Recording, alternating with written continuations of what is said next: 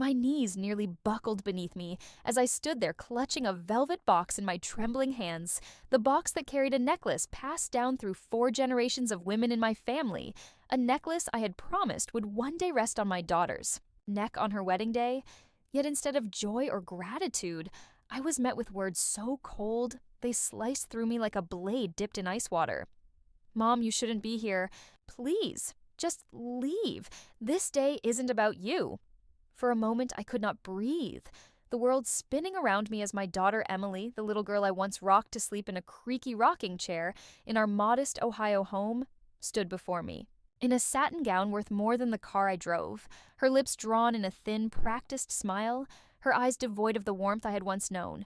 If you are watching this, I need you to stop right here and subscribe, like, and comment, because I promise you, you will not believe the betrayal, the humiliation, and the heartbreak I endured that day.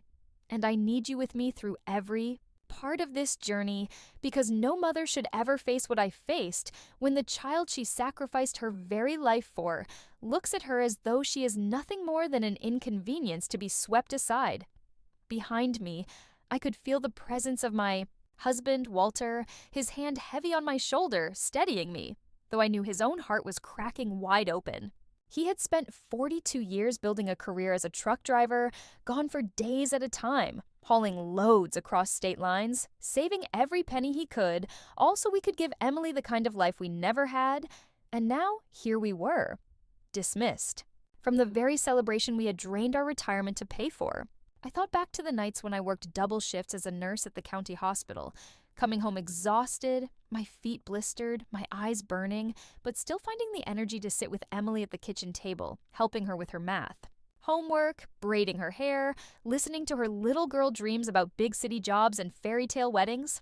I had been there for every scraped knee, every broken heart, every school play, every late night call from college when she needed more. Money for rent, textbooks, or groceries. And now she wanted us gone, as if we were strangers who had wandered in by mistake. The hall outside the bridal suite smelled faintly of lilies and lavender, scents we had paid for when I signed the florist contract in neat, careful script. But to Emily, we were no longer parents, we were obstacles to her new world. The world of Jason and his wealthy, polished family who looked at us with thinly veiled disdain when we walked into the rehearsal dinner the night before. I could still see the smirk on Jason's mother's face, her diamond earrings sparkling as she whispered to her husband and cast a glance in our direction, as though my secondhand dress from Macy's and Walter's slightly worn suit weren't worthy of standing beside their designer-clad friends. Emily had once told me she loved the way I made our home smell like cinnamon rolls every Saturday morning. She loved how I sewed her prom dress myself when we couldn't afford the one she wanted. She loved how I never missed a single softball game, no matter how tired I was. But that little girl was gone, replaced by a woman who now measured her parents' worth in dollars and appearances, and who found us lacking. Emily, I whispered, my throat tight, we paid for everything. The venue, the flowers, the food, even your dress. How can you ask us to leave? She looked at me then. Really looked, her eyes narrowing slightly, and for a brief second, I thought I saw a flicker of doubt, of hesitation, but it vanished quickly as Jason stepped into the hallway, his hand sliding over hers like a claim. His voice smooth and dismissive as he said, "We appreciate everything you've done, Mrs. Harris, but Emily and I decided this day should reflect our vision, and it just wouldn't be right if everyone's attention was divided. We need this to be about us. Us." The word rang in my ears like a cruel bell tolling the end of something I had once believed was unbreakable. I wanted to scream, to demand that she remember who had carried her through fevers and heartbreaks, who had stayed awake through the night sewing patches on her jeans, who had sat at the kitchen counter weeping quietly after Walter's back injury forced him to retire early, wondering how we would ever make ends meet, only to find the strength to smile for her in the morning. But instead, I stood frozen, clutching that necklace, the symbol of our family's legacy, my tears threatening to spill though I bit them back, determined not to give Jason's family the satisfaction of seeing me fall apart. Around us, the murmur of guests grew louder as people began taking their seats, the string quartet tuning their instruments, the perfect day unfolding exactly as planned, except for the two people who had sacrificed most for it being told they had no place in it. Walter cleared his throat, his voice low but steady as he said, "We'll go," though I could hear the strain beneath his words. My body screamed to protest, but I knew in that moment we were already erased from her story, already rewritten as the absent parents who didn't belong. As the coordinator ushered us toward the exit, I walked past the rows of white chairs draped in satin ribbons, the candles flickering in glass lanterns, the arch covered in roses, all of it paid for with the life we had scraped together, and all of it now closed to us. I clutched the necklace tighter, its edges pressing into my palm, a painful reminder that sometimes love is not enough to buy you a place in your own child's life. And as the heavy doors closed behind us, shutting us out of the world we had built for her, I realized something with a clarity so sharp it left me breathless. Emily had chosen her new family, her new world, and in doing so, she had discarded us like yesterday's newspaper. But what she did not know was that the contracts, the payments, the power behind the facade, those still bore our names. And while she may have thrown us away, she was about to learn that the parents she dismissed so easily still held the strings that could unravel everything she thought she had built. When Walter and I stepped into the parking lot, the spring sun was shining, casting golden light across the perfectly manicured lawns of the Ridgeview Country Club, the place Emily had declared was her dream venue, a place that had swallowed nearly $35,000 of our savings, money Walter had pulled from his pension fund, and I had scraped from years of overtime pay at the hospital. But as we walked toward our aging Ford, it felt like the sun itself was mocking us, illuminating the cruel truth of what had just happened. That we were no longer parents in our daughter's eyes, merely benefactors who had outlived their usefulness. Walter gripped the steering wheel when we got inside, his knuckles white, his jaw clenched, but he didn't start the engine right away, just stared out the windshield in silence while I held that necklace box in my lap like it was a tombstone, marking the death of our family bond. "She threw us away," I whispered, my voice cracking, and for the first time in 42 years of marriage, I saw tears roll down Walter's face. Silent, heavy drops that broke me more than Emily's words ever could. For several minutes, we sat like that, two broken parents surrounded by the sounds of laughter, string music drifting faintly from the gardens behind us, guests clinking champagne flutes, unaware that the people who had made all of this possible were sitting just outside, banished. Then, slowly, Walter started the car, but instead of heading home, he turned left, driving us toward the small diner we used to visit after church when Emily was a little girl and would beg for pancakes shaped like Mickey Mouse. "Where are we going?" I asked, my voice hoarse. "Somewhere with Wi-Fi," he said firmly, and when we pulled into the cracked asphalt lot of Patty's Diner, the neon sign buzzing faintly above the door, I understood. Inside, we slid into a red vinyl booth, ordered 2 coffees from a waitress, who looked like she'd seen every kind of heartbreak pass through her section, and opened our phones. The wedding was happening without us, but it wouldn't last long, because Walter and I still had something Emily and Jason couldn't fake, couldn't manipulate, couldn't erase, control. My name was on the florist contract, my signature on. The catering, Walter's on the band and photographer, and nearly every vendor had been waiting on final payments scheduled for that very morning. I looked across the booth at my husband, his eyes red-rimmed but blazing with determination, and I nodded. "Do it," I whispered, and in that moment we both knew we weren't just parents anymore. We were people who deserved respect, and if Emily had chosen to discard us, then we would take back what was ours. Walter called the venue first, his voice calm but steely as he informed the manager that due to a breach of agreement, we were canceling the balance. The man stammered, protesting that the event was already underway, but Walter simply repeated, "Our names are on the contract. Cancel it." I called the florist next, then the decorator, then the caterer. "Yes, I understand the timing," I told the catering manager, my voice so cold I barely recognized it. "But I'm the one legally responsible, and I no longer authorize your services. Remove your staff immediately." No yelling, no begging, no tears this time, just precise, deliberate dismantling of the dream Emily had built on our backs while casting us aside. Within an hour, my phone was buzzing relentlessly. The wedding. "Planner first?" Her voice shrill as she asked why vendors were leaving mid-preparation. Then came Emily's calls, Jason's texts, one after another. "Mom, what's going on? Why is everything shutting down? Answer me, this is insane." But I didn't answer. Not yet. Instead, I sipped my lukewarm coffee, watching Walter as he made one last call to the quartet, canceling their performance. "It's done," he said quietly, and in that moment, I felt something shift inside me. Not revenge exactly, but a final, undeniable clarity. If our daughter thought we were invisible, then she would learn just how much of her perfect day depended on the parents she had dismissed. Outside the diner window, I saw the world going on as usual, cars passing, children playing in the park across the street. But for me, everything had changed. My role as Emily's mother had always been to fix, to smooth, to sacrifice, but sitting in that booth surrounded by the hum of ordinary life. I realized that sometimes the greatest act of love is stepping back and letting someone feel the weight of their choices. When we finally drove home that evening, the silence between us was not empty, but heavy with everything we had done and everything we had lost. I carried the necklace upstairs, set it on my dresser, and stared at it until my vision blurred. That necklace had been worn by my grandmother, my mother, and me, each of us believing it was a symbol of love passed through generations. But as I closed the drawer over it, I understood it now represented something else: boundaries.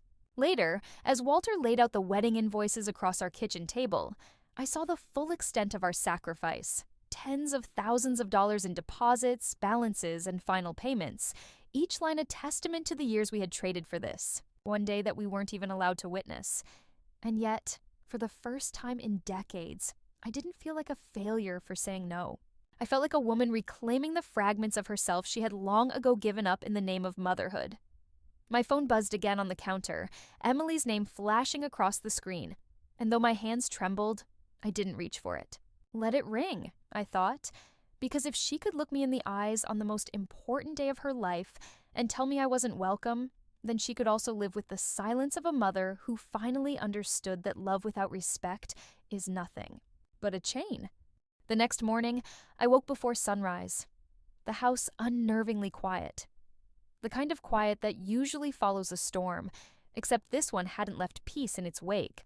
Only devastation and an ache that wouldn't let me sleep.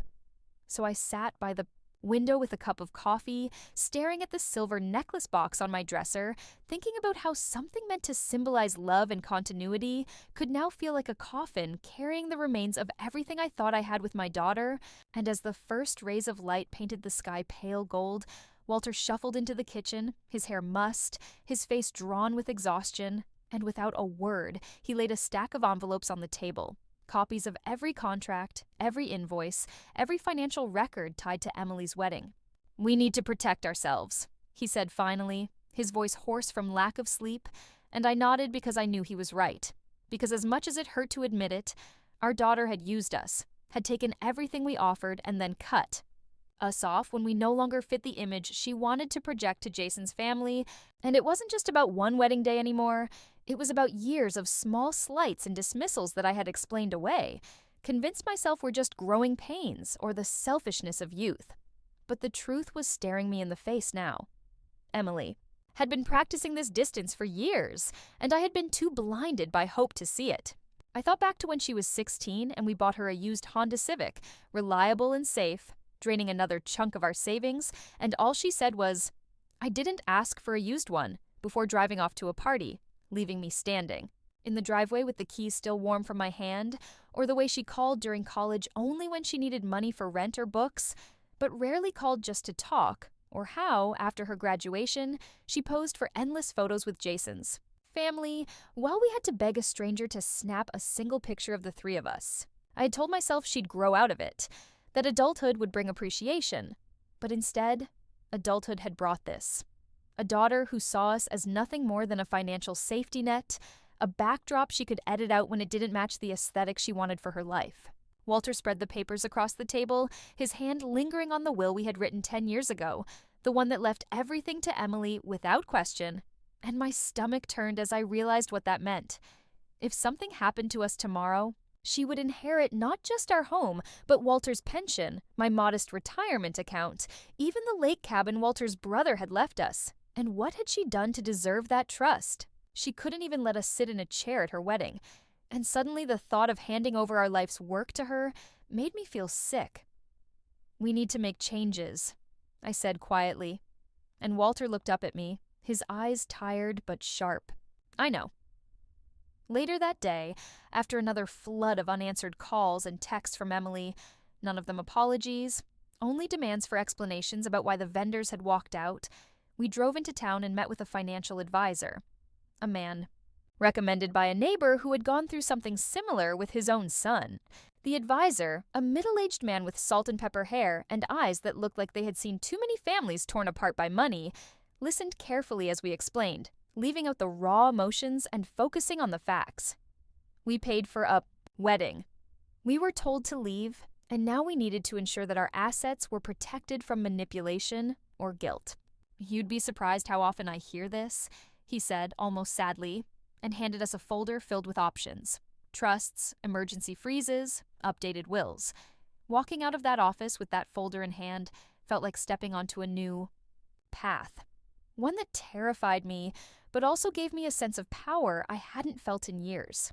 At home, I sat on the porch, flipping through the documents, the sun warm on my skin, but all I could feel was the chill of that moment in the bridal suite, when Emily's eyes went cold and she asked us to leave. My phone buzzed again, another text from her. "Mom, did you really cancel everything? That's so cruel. How could you ruin the most important day of my life?" I read it 3 times, searching for even one word of remorse, one hint that she understood what she had done to us, but there was nothing, only outrage that her perfect day had been disrupted. My hands trembled as I typed back a single sentence. "You told us we weren't invited, so we left." Then I set the phone down and stared at the garden, the roses Walter and I had planted years ago blooming bright and defiant, and I realized that just like those roses, I had been cut back too many times, pruned until I was nearly bare. But now, finally, I was starting to grow in a different direction. That night, Walter and I sat together at the kitchen table, papers spread around us like battle plans, and for the first time in decades, the conversation wasn't about what Emily needed or wanted, it was about what we needed, about boundaries, about how we were going to spend the years we had left, and as painful as it was, it felt like the beginning of reclaiming ourselves. By the 3rd day after the wedding, the silence in our home felt heavy, but not suffocating, more like a cocoon than a coffin. Because for the first time in years, Walter and I weren't scrambling to please, to fix, to anticipate Emily's needs. We were just sitting with the reality of what she had done and what we had finally done in return. And though it ached in every corner of my chest, it also carried a strange new strength. The phone hadn't stopped buzzing, first from Emily, then Jason, and then the ripple effect began. Calls from relatives, texts from family friends, even a message from my younger sister Carol, who lived 3 states away, all of them demanding to know why we had ruined the wedding, because of course Emily hadn't told them the truth. Of course she had painted us as selfish and dramatic, the parents who couldn't let go, and now we were the villains in a story we had paid to create. Carol's voice on voicemail was sharp, accusing. "Linda, I can't believe you would humiliate Emily like this. Pulling out vendors in the middle of her big day? What on earth were you thinking?" I sat at the kitchen table, listening to her words, and instead of crying like I might have once, I laughed, a hollow, bitter sound, because wasn't that always the way? Emily twisted the truth, and I covered for her, made excuses, took the blame, just to keep the peace. Not anymore. I called Carol back that evening, Walter listening quietly from his recliner as I put the phone on speaker. "Do you know what Emily told us when we arrived at the venue?" I asked. Carol hesitated, then said carefully that you two made a scene and insisted on controlling things. My hand tightened on the receiver. "She told us we weren't invited, Carol. She looked her father and me in the eyes, on the day we paid for, and told us to leave. She had the wedding coordinator escort us out like we were strangers off the street." Silence stretched on the other end, and then Carol's voice softened. "She said you canceled everything out of spite." "We canceled because our names were on the contracts and we weren't welcome," Walter interjected, his voice calm but carrying the weight of betrayal. Carol didn't answer right away, and I realized she was processing, maybe for the first time seeing her niece in a different light. I didn't know," she said finally, her tone almost ashamed, and then quieter. I'm sorry, Linda. I shouldn't have assumed. After we hung up, Walter squeezed my hand. It was a small victory, one person finally hearing our side, but it meant something. Over the next few days, more fallout rippled through. A neighbor stopped by, saying she'd seen photos online of Emily and Jason smiling under a bare archway, no flowers, no band, captions about resilient love and overcoming obstacles. I looked at those pictures myself late that night, scrolling through Emily's social media, and every image felt like a dagger. Her smiling with Jason's parents, laughing with bridesmaids, carefully cropping out the empty tables where food should have been, the arch stripped bare after the florist left. There was no mention of us, not even a photo of the necklace I had carried to her. No acknowledgement that we existed at all, as if erasing us from her wedding erased us from her life.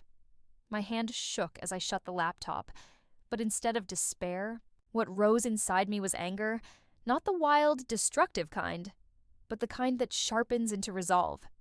She's rewriting history already, I told Walter, and he nodded grimly. The following morning, we met with a lawyer, a brisk woman in her 50s, who listened without judgment as we explained everything, from the financial sacrifices to the exclusion. "You're not the first parents to face this," she said flatly, pulling out forms for a trust, for power of attorney restrictions, for an updated will. "You've been generous. Now it's time to be wise." Walking out of her office, the papers signed, I felt both devastated and strangely liberated. Emily had always assumed everything we owned would one day be hers, that she could treat us however she liked, because love meant unconditional support with no boundaries. But not anymore. That night, Emily finally showed up at our door. I saw her through the glass, her perfect hair slightly undone, her eyes red as though she'd cried, but her jaw set in that familiar stubborn tilt. Walter opened the door before I could, and she stepped inside, her heels clicking angrily against the hardwood. "How could you do this to me?" she demanded, her voice cracking. "You destroyed my wedding. Do you know how humiliated I was? Explaining to guests why the food never came, why the band never played?" My heart lurched, wanting her to say she missed us, that she regretted telling us to leave. But all she cared about was the image, the spectacle. "Emily," I said softly, "you told us to leave. You made it clear we weren't welcome." Her eyes flashed. "I didn't mean it like that. I was under pressure. Jason's family was—" "You looked me in the eyes," Walter cut in, his voice low and furious, "and told me to go. After everything we've given you, you tossed us aside like trash." For a moment, her mask slipped, and I saw fear flicker in her expression, but then pride straightened her shoulders. "Fine," she said coldly. "If that's how you feel, maybe we don't need each other anymore." She turned on her heel and stormed out, the slam of the door echoing through the house. I stood there frozen, the finality of her words sinking in, and yet, deep down, a strange calm settled over me, because maybe she was right. Maybe we didn't need each other. Not like this, not with me begging and her discarding. But as the night wore on and the house grew dark, another thought gnawed at me. Emily was spinning this story to everyone else, turning us into the villains. And if she could do it so easily now, what else would she twist in the future? That was the moment I realized the road ahead wouldn't just be about healing, it would be about defending ourselves from the very child we had raised. And that thought broke something in me I wasn't sure could ever be repaired. The days that followed Emily's outburst at our doorstep were some of the hardest of my life. Not because of the silence that settled over the house, we had grown accustomed to that, but because of the noise outside it, the whispers that reached us through neighbors, through church acquaintances, through cousins we hadn't spoken to in years, all repeating the same distorted version of the truth that Walter and I had sabotaged our own daughter's wedding out of bitterness, that we couldn't let go of control, that we had embarrassed her in front of Jason's wealthy family. And each time I heard it, the anger burned hotter, not just at Emily for spinning her web of lies, but at myself for raising a woman who could so easily erase decades of love and sacrifice with a single narrative designed to protect her pride. I sat on the porch one evening, the cicadas buzzing in the sticky summer air, staring at the rows of sunflowers I had planted in the spring, their bright heads heavy with bloom, and I thought about how flowers bend toward the light, how they never question where their nourishment comes from, they just take it And perhaps that was Emily, forever bending toward whatever gave her validation, whether it was Jason, his parents, or a circle of friends more impressed by appearances than by loyalty. Walter came out with 2 glasses of iced tea, sitting beside me in silence for a while before saying, "She's drowning, Linda. She doesn't even know it yet. But she's in deep." I turned to him, confused, and he slid his phone across the table to me. On the screen was a screenshot from a mutual acquaintance who worked at the same bank Jason had once bragged about. It was a notice of his termination months earlier for irregularities in client accounts. My chest tightened as I realized what Walter was implying. Jason had lost his job, likely the real reason Emily had clung so tightly to appearances, and maybe the reason she had treated us like pawns, desperate to keep up the image of a fairy tale. Life while the ground beneath her was crumbling. The puzzle pieces clicked into place. The extravagant dress change, the sudden urgency in payments, the insistence that we fund everything but stay invisible. They hadn't just used us for money, they had used us as camouflage to cover a lie. "She'll come back," Walter said quietly.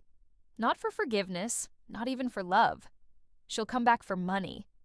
I wanted to protest, to insist that my daughter would never stoop that low, but the memory of her icy eyes on her wedding day silenced me. And sure enough, 2 nights later, the phone rang close to midnight, Emily's name lighting up the screen. Against my better judgment, I answered, and her voice came through ragged and desperate. "Mom, please, I need your help. Jason messed up some things with our accounts, and we're behind on the mortgage, but if you could just spot us $20,000 until things settle, I swear I'll pay it back." My stomach churned. $20,000 wasn't a small request. It was everything Walter and I had saved for emergencies, for medical bills, for the future we'd hoped might include traveling after retirement. "Emily," I whispered, my throat tight, "you threw us out of your wedding."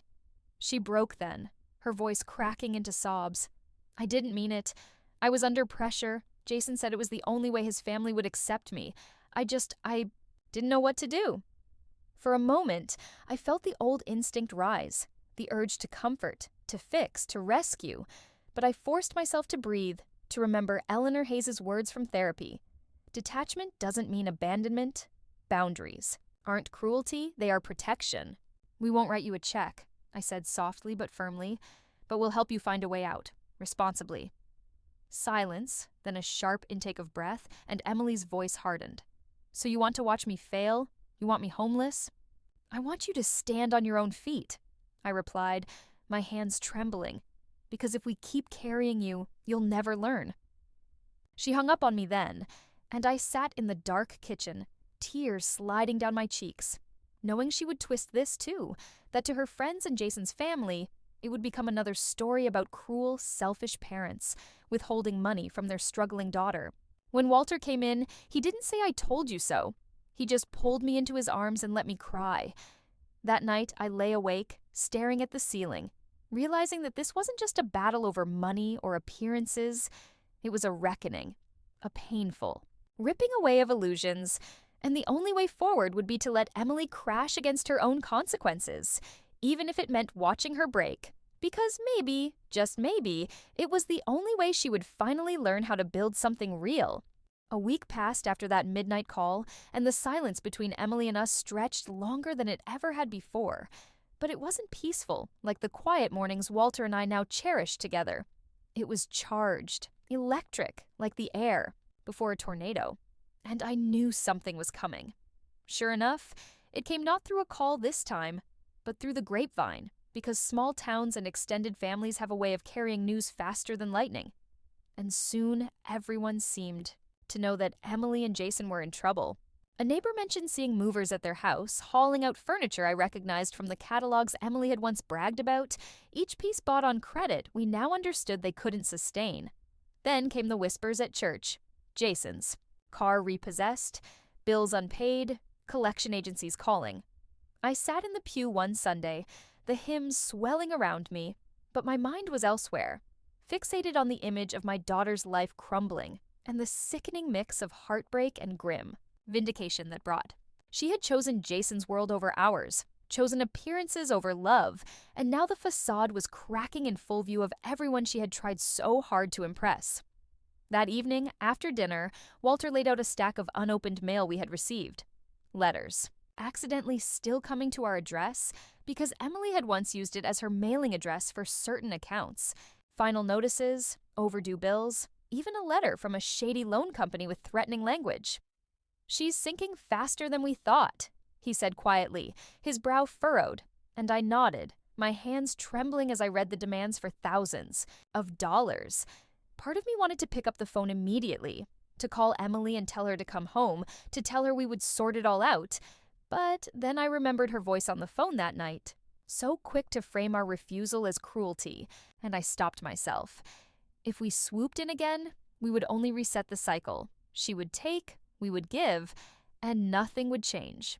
2 nights later, the inevitable knock came.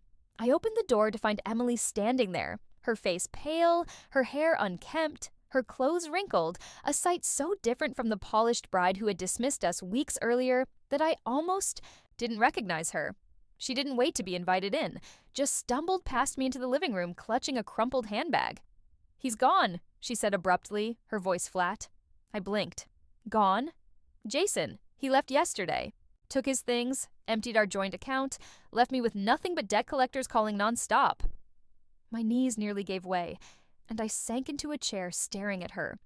For all the anger I held, she was still my daughter, still the baby I had once held against my chest, and seeing her stripped of all the arrogance and coldness broke something open inside me. Walter came in from the garage, wiping his hands, and froze at the sight of her. She told him the same story, her voice breaking as she described how Jason had been lying for months, about his job, his family's supposed wealth, everything. The perfect world she had abandoned us for had been nothing but smoke and mirrors.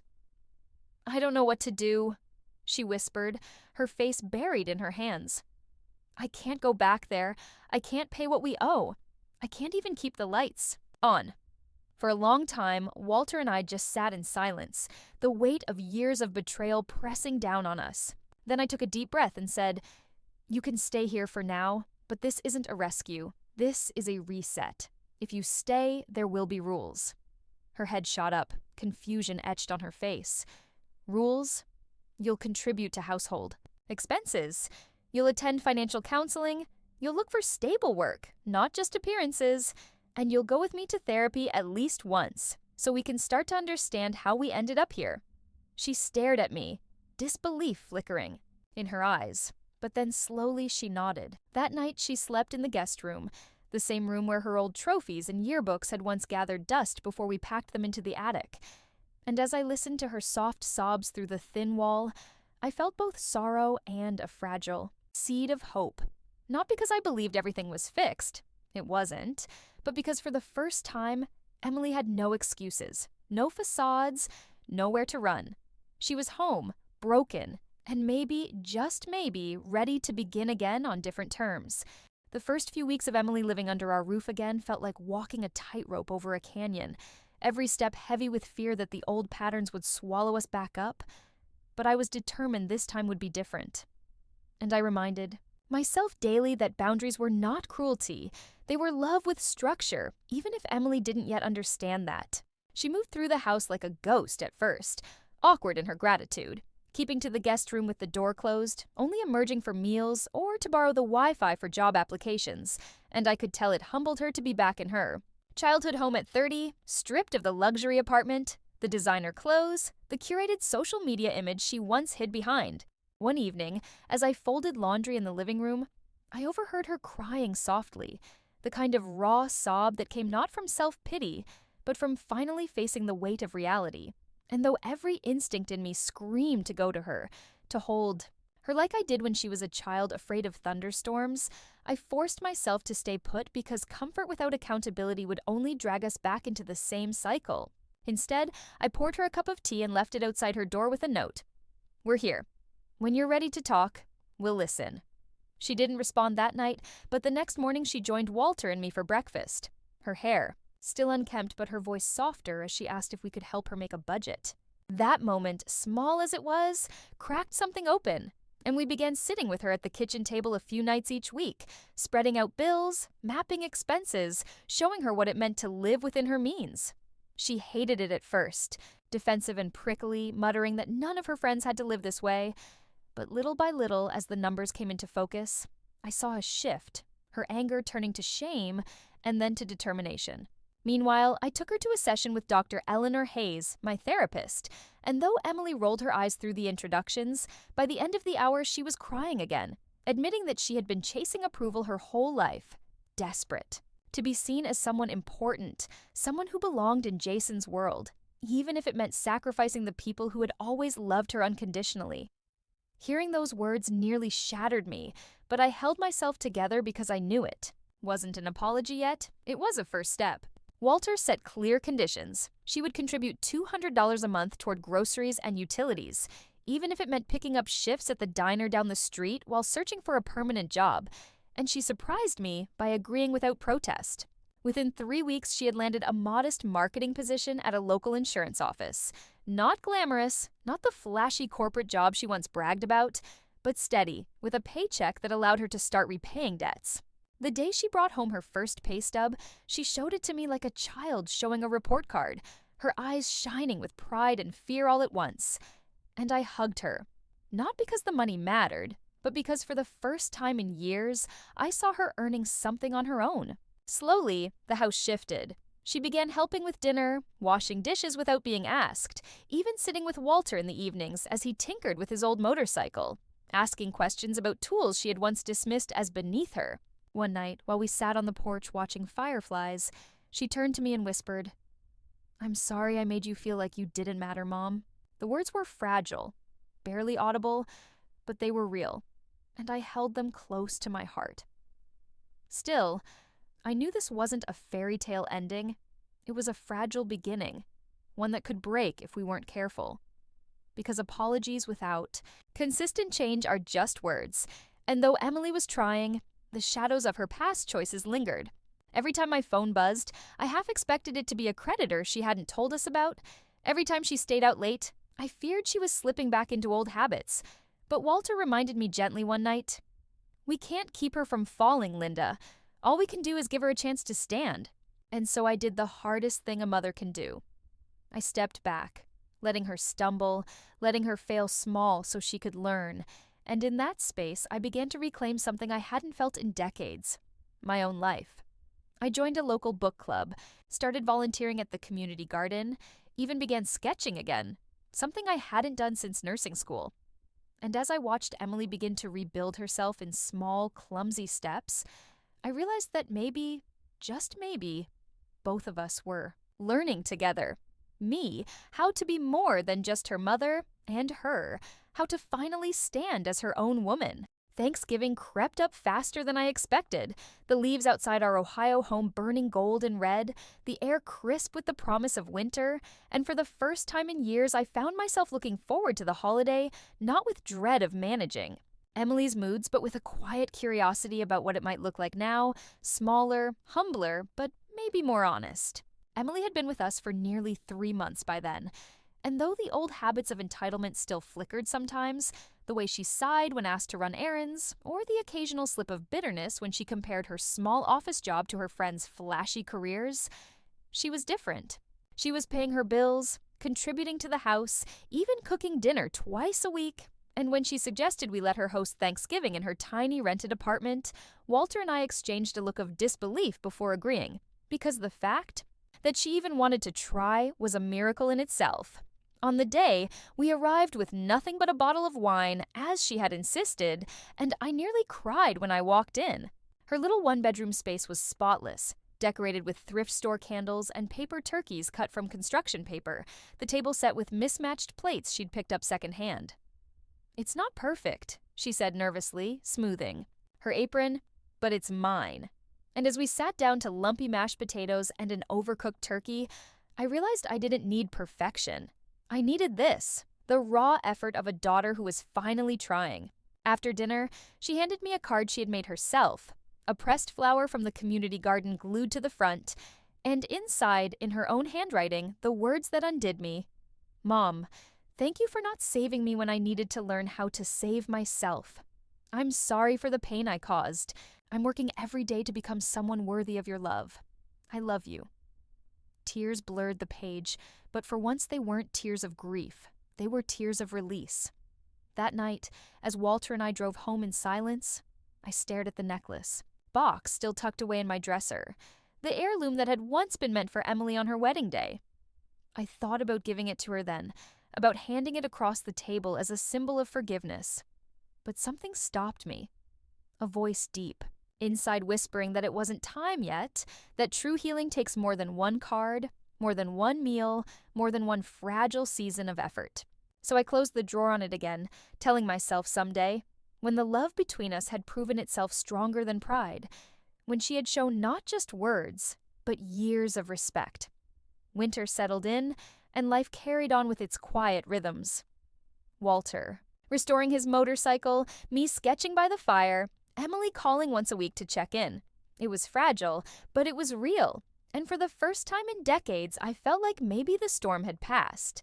But then, just after Christmas, the phone rang, one cold January night, and Emily's voice came through, shaky, trembling. "Mom," she whispered, "Jason's back. He wants to talk to me. He says he's changed." My heart lurched, the world tilting, because I knew in that instant that our fragile peace was hanging by a thread. Would Emily fall back into the arms of the man who had left her with nothing, the man whose lies had torn our family apart? Or would she finally stand firm, choosing the hard, honest path she had begun to carve for herself? As I held the phone, listening to her uneven breaths, I realized the answer would shape not just her future, but mine too. Because the necklace in my dresser, the legacy of generations, would only ever belong to a daughter who understood the weight of love and respect.